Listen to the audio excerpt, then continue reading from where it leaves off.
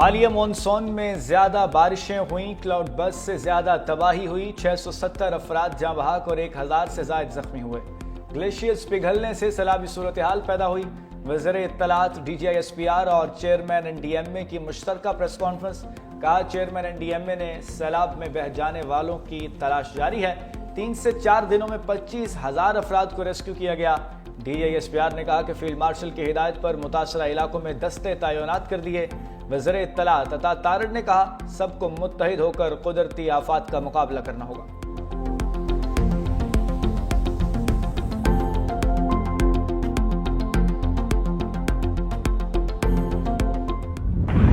कराची में बारिश से हर तरफ पानी ही पानी। 300 से जायद फीडर स्ट्रिप कर गए। बिजली की बहाली का काम जारी। नॉर्थ नाजिमाबाद में बारिश के बाद गाड़ियां पानी में डूब गईं। लियाकताबाद में भी हर तरफ पानी ही पानी। करंट लगने से एक शख्स जाँ बहक। यूनिवर्सिटी रोड पर पानी जमा होने से ट्रैफिक की रवानी मुतासर। सादी टाउन में 35.8 मिलीमीटर बारिश रिकॉर्ड की गई। गुलशन में मार में 33.3 और नाजिमाबाद में 26 मिलीमीटर बारिश रिकॉर्ड की गई। कराची में वक्फे से बारिश का सिलसिला जारी रहेगा। शहर कायद में रेन इमरजेंसी नाफिज। अर्बन फ्लडिंग का खदशा। महकमे मौसमियात ने आइंदा 2 रोज बारिश के हवाले से अहम करार दे दिए। सिंध के दीगर शहरों उमरकोट, टंडुआदम, सांगड़, गोटकी, मीरपुर माथेलो और बाड़ों में गरज चमक और तेज हवाओं के साथ मूसलाधार बारिश का सिलसिला जारी। ठट्ठा, कोटद्दू, हैदराबाद, कोटरी में भी बारिश के बायस जल थलेक हो गया। नशेबी इलाके ज़ेर आब आ गए। शहरी परेशान। शदीद बारिश से नदी नालों में तुग़यानी। सैलाबी रैलों का भी खदशा। कोटद्दू में दरिया सिंध में सैलाब। लाहौर समेत पंजाब के मुख्तलिफ शहरों में बारिश। नशेबी इलाके ज़ेर-ए-आब आ गए। मरी में नथिया गली के करीब कालाबाग के मकाम पर लैंडस्लाइडिंग। बारिशों के बायस पंजाब के दरियाओं में पानी के बहाव में इजाफा। दरियाए रावी में सैलाब के खतरे के पेश नज़र मुतअद्दिद इलाके खाली करवा लिए गए। इंतजामिया की जानिब से सिविल डिफेंस के इंतजाम भी कर लिए गए। दरियाए चनाब में पानी की सतह मुसलसल बुलंद होने लगी। निकासी सूरत हाल से निमटने के लिए जिले इंतजामिया भी मुतहर्रिक हो गई।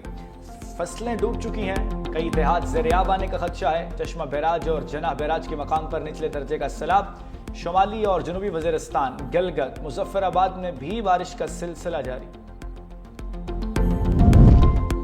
सवाबरी में क्लाउड बर्स्ट से तबाही के बाद सर्च ऑपरेशन दूसरे रोज भी जारी। मजीद 2 बच्चों की लाशें निकाल ली गईं। मरने वालों की तादाद 12 हो गई। बारिश के बाद इमदादी कामों में मुश्किलात का सामना। खैबर पख्तूनख्वा के सैलाब से मुतासर इलाकों शांगला और बुनेर में पाकिस्तान आर्मी के इंजीनियर्स कोर की इमदादी कार्रवाइयां जारी। पीर बाबा बाईपास को हर किस्म के ट्रैफिक के लिए खोल दिया गया। गांव गोकन जाने वाली सड़क को 3 मकामात से लैंडस्लाइडिंग हटाकर खोल दिया गया। अब तक बिश्नोई के करीब नाले से 5 अफराद की लाशें बरामद कर ली गईं। पाक फौज का रेस्क्यू ऑपरेशन मुतासरा इलाकों की मुकम्मल बहाली तक जारी रहेगा।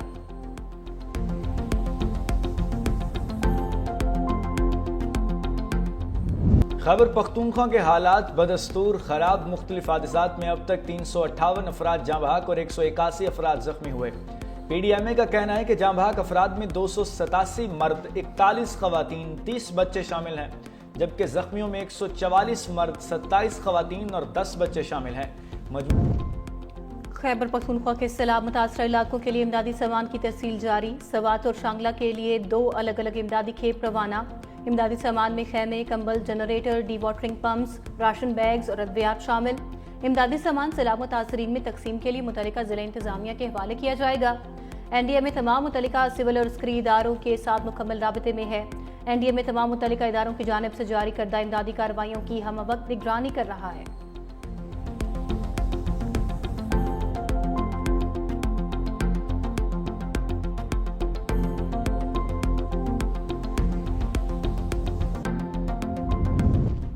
खैबर पख्तूनख्वा हुकूमत ने सैलाब से मुतासरा अफराद को बर वक्त अदायगी के लिए डिजिटल ऐप लॉन्च कर दी। KP मुशीर इत्तलात बैरिस्टर डॉक्टर सैफ के मुताबिक डिजिटल ऐप का मकसद शफाफियत और बर वक्त अदायगी को यकीनी बनाना है। रिलीफ और बहाली सरगर्मियों के लिए 3 अरब रुपए जारी कर दिए गए।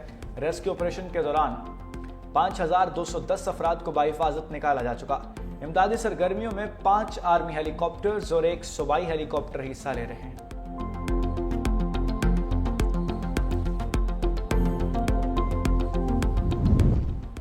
चीन चीन का पाकिस्तान में सैलाब की तबाहकारियों और जानी और माली नुकसानात पर गहरे दुख का इजहार। तर्जुमान चीनी वजारत खारजा ने कहा, सैलाब से जांबाक अफराद के लवाहिकीन और जख्मियों से गहरी हमदर्दी है।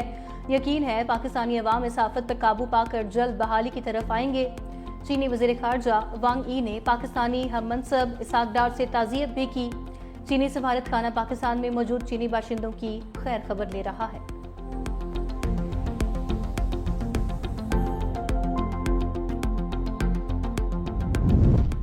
सेनेट से इंसदाद दहशत गर्दी का बिल कसरत राय से मंजूर।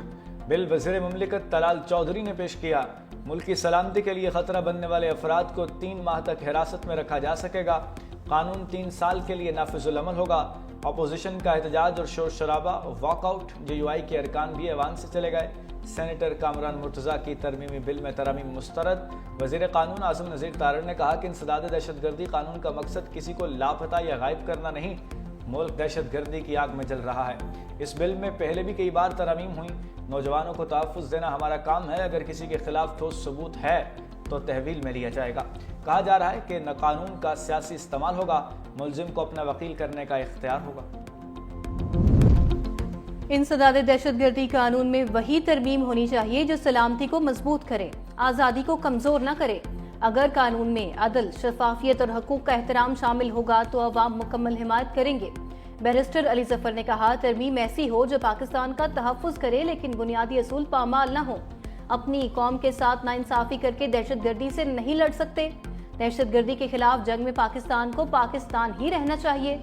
उन्होंने कहा, गैर कानूनी तौर पर बैरून मुल्क पाकिस्तानियों को भिजवाने की रोकथाम के लिए वज़ीर आज़म ने एक खसूसी कमेटी तश्कील दे दी।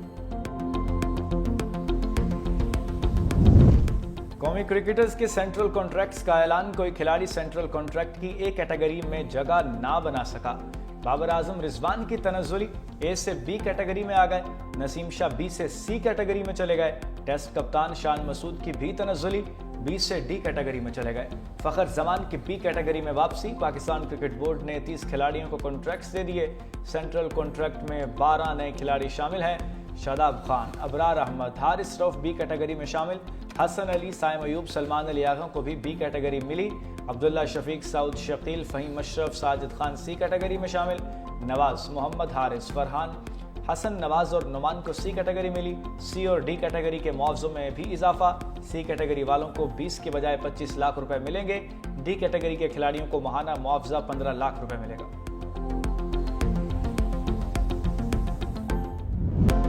रूस यूक्रेन जंग के खात्मे की राहें हमवार होने लगीं। यूरोपीय रहनुमाओं से मुलाकात के दौरान ही ट्रंप का पुतिन को फोन। दोनों रहनुमाओं का गुफ्तगू का सिलसिला 40 मिनट तक जारी रहा। रूसी सदर के मुशीर के मुताबिक बेतकल्लुफ गुफ्तगू तामीरी रही। अमरीकी हुकाम के मुताबिक पुतिन रवा माह के आखिर में यूक्रेनी सदर से मुलाकात पर रजामंद हो गए।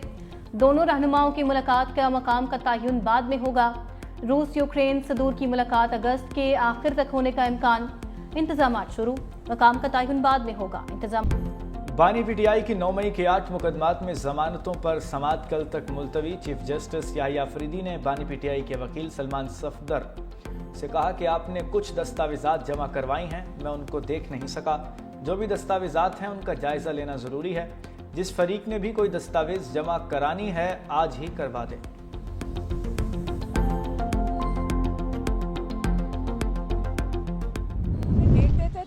हम वो सामने हाई कोर्ट में पहुंचते थे तो पता चलता था अब अगली डेट होगी। और ये नहीं कि चीफ जस्टिस साहब मसरूफ होते थे, वो कमरे से ही कह देते थे कि अगली डेट। उन्होंने कामयाबी से कम 3.5 महीने हमें चक्कर लगवा के इंश्योर किया कि अलकादिर केस की बेल हेयरिंग ना सुने।